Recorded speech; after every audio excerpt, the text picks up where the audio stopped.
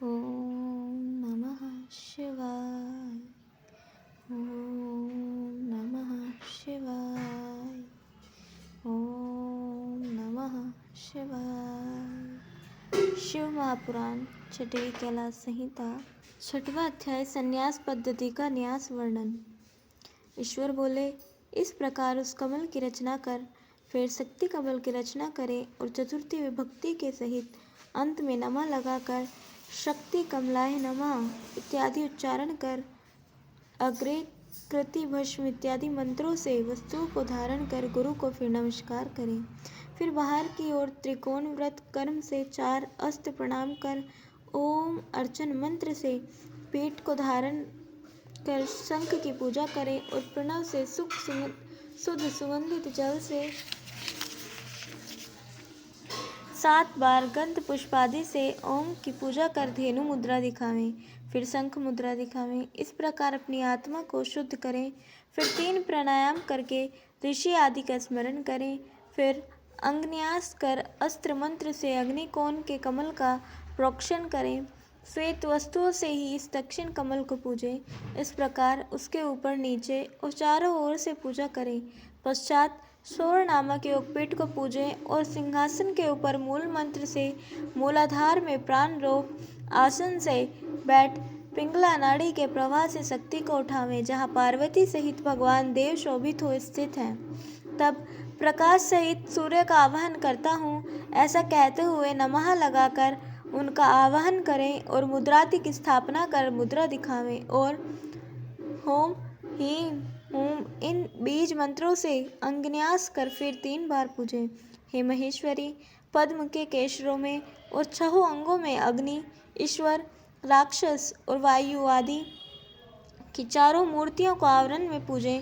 पूरब से लेकर उत्तर तक कमल दल के मूल में आदित्य, भास्कर, भानु और रवि को इन 4 नामों से यथा सूर्य, ब्रह्मा, विष्णु, महेश और ईशान को तीसरे आवरण में पूजें और इस प्रकार भस्म धारण कर शिव भक्ति के लिए अंगन्यास कर नम्रता पूर्वक गुरु की पंचोपचार से पूजा के विधानों से युक्त हो ओम ब्रह्मत्वे नमः के क्रम से स्नान आदि का न्यास कर पंचकला क्रम से अधोजात की कल्पना करें। बुद्धिमान इस प्रकार का प्रणव न्यास कर फिर परमात्मा का बोधन हंस न्यास करें। इस प्रकार श्री शिव महापुराण छठवीं कैलाश संहिता का 6वां अध्याय समाप्त। बोलिए उमापति महादेव की जय। 7वां अध्याय शिव जी का ध्यान और पूजन। शिव जी कहते हैं, इस प्रकार अपने बाएं और चतुष्कोश मंडल बना ओम को अर्चन करें और उसे अस्त्र मंत्र से शोभित करें। उसके भी आधार पर प्रणव को ही पूजें और चंदन आदि तथा सुगंधि वाले जल से उसे पूर्ण करें। फिर धेनु मुद्रा दिखावें। फिर उसके आगे चकोर शंख मुद्रा, अर्धचंद्र और उसके बाद त्रिकोण मुद्रा दिखावें। अष्टकोण मुद्रा करें। फिर उसके मध्य में ओमकार को गंध पुष्पादि से पूजें। फिर उसमें पवित्र जल भरें। इस प्रकार जैसा गुरु बतलावे उसके अनुसार गुरु मूर्ति की कल्पना करें। गुरुभ्योम नमः ऐसा कहते हुए गुरु की प्रदक्षिणा कर उनका ध्यान करें। फिर गणना तवा इत्यादि मंत्रों से मूर्ति स्थापित कर देवता का आवाहन करें और एकाग्र मन से ध्यान करें। इस प्रकार गणेश का पोष्टोपचार से पूजन करें। फूल फल चढ़ावें, नमस्कार करें। फिर स्कंद को पूजें और आग्नेय मंडल में सूर्य चंद्रमा संबंधी ध्यान करें। फिर कमल के सब आसनों पर सुंदर श्वेत पुष्प रखें और आधार शक्ति से आरंभ कर शुद्ध विद्या से आसन पर्यंत ओंकार सहित चतुर्थी विभक्ति से अंत में नमः लगाकर मंत्र से मौन होकर मनोन्मनी गुरु गौरी की पूजा करें। मुद्रा दिखाएं।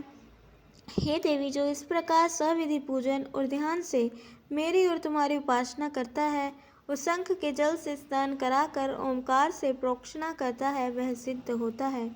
इस प्रकार श्री शिव महापुराण छठवीं उमा संहिता का 7वां अध्याय समाप्त। बोलिए उमापति महादेव की जय। कल हम सुनेंगे 8वां अध्याय वर्ण पूजा वर्णन और 9वां अध्याय प्रणव पद्धति। तब तक ले जुड़े रहें। हर हर महादेव।